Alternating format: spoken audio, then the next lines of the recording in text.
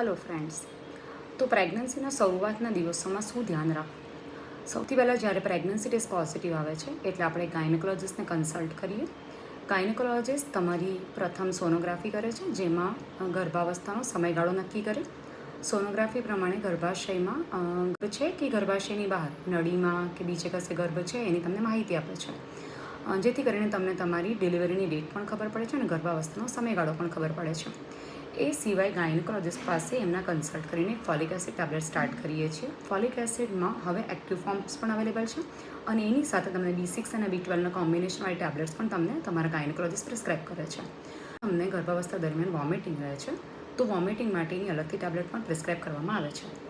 જો તમને પેટનો દુખાવો રહેતો હોય તો પણ ગાયનેકોલોજિસ્ટ એ ચેક કરે છે કે ગર્ભાશયનું મોઢું બંધ છે કે ખુલ્લું છે, અને તમને એ પ્રમાણે ઠંડકની દવાઓ પણ પ્રિસ્ક્રાઇબ કરવામાં આવે છે.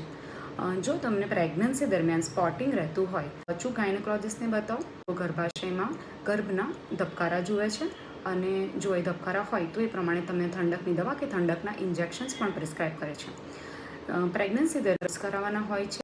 જરૂરી છે તમારો હિમોગ્લોબિન પર્સન્ટ કે શુગર કે બીજી બીમારીઓ જાણવા માટેના એ રિપોર્ટ્સ પણ પ્રેગ્નન્સી માટે તમને ગાયનેકોલોજિસ્ટ પ્રિસ્ક્રાઇબ કરે છે તમારા. એ સિવાય તમને પ્રથમ 3 માસ દરમિયાન સંબંધ ન રાખવા માટે, ભારે વજન ન ઉપાડવા અને ઉબડખાબડ રસ્તે મુસાફરી ન કરવા માટેની સલાહ અપાય છે. પ્રેગ્નન્સીના 4 થી 7 મહિના દરમિયાનમાં મુસાફરી સેફ ગણાય છે.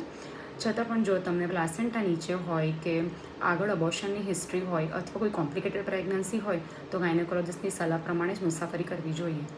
ગર્ભાવસ્થા દરમિયાન હેલ્ધી અને ન્યુટ્રિશિયસ ફૂડ લેવું જોઈએ, જેવી રીતે કે લીલા શાકભાજી, ફળો, દૂધ, ડ્રાય ફ્રૂટ્સ લઈ શકાય અને બહારનું ખાવાનું બને એટલું ટાળવું, પ્રવાહી વધારે લેવું અને નમક ઓછું લેવું.